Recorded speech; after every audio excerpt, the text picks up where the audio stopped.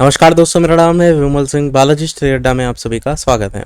आज तारीख आपकी है 21 जुलाई 2026 की। पीपीएससी टीआरई को लेकर विधानसभा में जो शिक्षा मंत्री उनका बयान देखने को मिला। सबसे पहले मैं आपको बयान सुनाऊंगा, इसके अलावा एक यहाँ पर जो इनका जवाब है वो लिखित रूप में भी देखने को मिला, उसकी बात भी करेंगे। सबसे पहले तो आप ये यहाँ पर इनका वीडियो देखिए कि क्या कुछ इनके द्वारा कहा गया।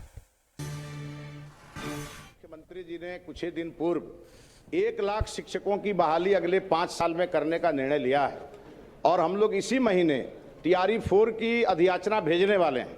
लेकिन सदन को यह बात जानना चाहिए कि अभी हमारे पास प्राइमरी स्कूल में, प्राथमिक विद्यालय में 63,047 शिक्षक मानक से अधिक हैं, जिसको हम उसको लगातार समायोजन करके और विभिन्न विद्यालयों में भेज रहे हैं।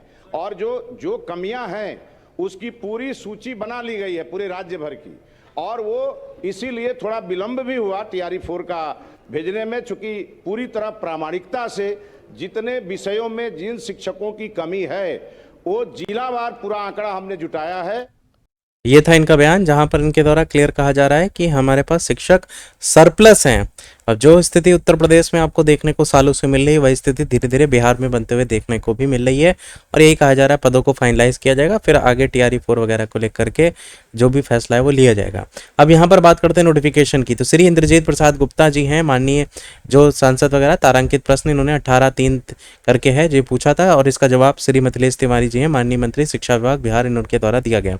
तो सबसे पहला क्वेश्चन ये पूछा गया कि क्या ये बात सही है कि बीपीएससी टीआरई 1 2023 में 1.70 लाख पद के लिए, बीपीएससी टीआरई 2 में 1.22 लाख पद के लिए और बीपीएससी टीआरई 3 में 87,000 पदों के लिए नियुक्ति आवेदन मांगी गई थी। तो उन्होंने कहा आंशिक स्वीकार है। वस्तुस्थिति यह है कि उपलब्ध जो भी यहाँ पर रिक्ति पद हैं और विद्यालयों में नामांकित छात्र छात्रा, उनको ध्यान में रखते हुए बिहार लोक सेवा आयोग को लेकर 3 चरणों में क्रमशः 1.70, 1.19 और 87,774 पदों की अधियाचना इसमें की गई। मतलब ये जो पद है थोड़ा बहुत संशोधन करके बताया गया है, आंशिक स्वीकारात्मक है। फिर ये पूछा गया क्या ये बात सही है कि पिछले 3 साल से टीआरई 4 के लिए नोटिफिकेशन नहीं लाया गया है। चुनाव के पहले वादा भी किया गया था कि 1.5 लाख पदों के लिए शिक्षक बहाली के लिए नोटिफिकेशन जारी किया जाएगा, फिर भी मात्र 20,000 पदों के लिए बहाली निकाली जा रही है।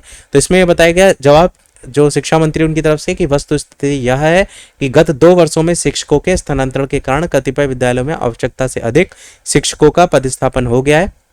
वर्तमान में शिक्षकों के लिए बेहतर राज्य शिक्षक स्थानांतरण नियमावली 2026 अधिसूचित की गई है। उक्त नियमावली के आलोक में निर्धारित मानक मंडल के अनुसार विद्यालयवार, कक्षावार और विषयवार शिक्षकों के जो आवश्यकता है उसकी प्रविष्टि ई शिक्षा को उस पोर्टल पर करते हुए वास्तविक जितने भी रिक्त पद हैं उनकी यहाँ पर कार्रवाई जो है वो की जा रही है, और इसके आधार पर ही चौथे चरण की नियुक्ति के लिए संशोधित अधियाचन बिहार लोक सेवा आयोग को शीघ्र उपलब्ध करा दिया जाएगा। विभाग द्वारा अगले 5 सालों में 1 लाख शिक्षकों की नियुक्ति का लक्ष्य रखा गया है, जिसके अंतर्गत प्रत्येक वर्ष लगभग 20,000 विद्यालय अध्यापकों की नियुक्ति के लिए अधियाचना बिहार लोक सेवा आयोग को भेजी जाने का लक्ष्य रखा गया है। तो ये यहाँ पर क्लियर किया गया है 5 सालों में 1 लाख और हर साल 20-20 हजार वैकेंसी निकाली जाएंगी। एक टाइम पे था जब आपका ये पदों की संख्या काफ़ी बताई जा रही थी, फिर धीरे धीरे घटकर 20,000 हो गई है, और एक तरफ सरप्लस बयान भी देखने को मिल रहा है और एक तरफ यहाँ पर ये 20,000 का टारगेट बताया गया है। आगे भी कहा गया क्या ये बात सही है कि सीटेट और एसटेट क्वालिफाइड बच्चों के लिए बीपीएससी टीआरई परीक्षाओं में भी पीटी के बाद भर्ती जो प्रक्रिया है वो पूर्ण हो जाती थी, फिर भी बीपीएससी टीआरई मेंस की बाध्यता अनिवार्य किए जाने का क्या औचित्य है। मतलब जो प्री और मेंस से अब लागू हो गया है, तो वही बताया गया। वस्तुस्थिति यह है कि शिक्षक पात्रता परीक्षा सीटेट और जो एस्टेट है और विद्यालय अध्यापक के पद पर नियुक्ति हेतु चयन प्रक्रिया में भिन्नता है। बिहार विद्यालय की जो अध्यापक नियमावली 2023 है, इसके नियम नंबर 7(4) के तहत बिहार लोक सेवा आयोग परीक्षा पैटर्न को निर्धारित करते हुए सक्षम प्राधिकारी और तदनुसार आयोग के स्तर से अपेक्षित कार्रवाई की जाएगी। तो इसका कुछ यहाँ पर जो नियमावली है उसका जिक्र कर दिया गया। कुल मिलाकर प्री और मेंस तो होगा ही होगा, क्योंकि वो तो अब स्वीकार भी जो है वो कर लिया गया है। तो ये था ओवरऑल जवाब, जहां पर टीआरई 4 को लेकर के भी जवाब देखने को मिल गया। बाकी कोई और प्रश्न तो कमेंट में पूछ लीजिएगा। क्या आपको लगता है टीआरई 4 भर्ती टाइम पे आएगी या नहीं, कमेंट में अवश्य बताइएगा। वीडियो लाइक से सब्सक्राइब कीजिएगा। मिलते हैं अगले अपडेट में, तब तक के लिए सभी को नमस्कार, जय हिंद।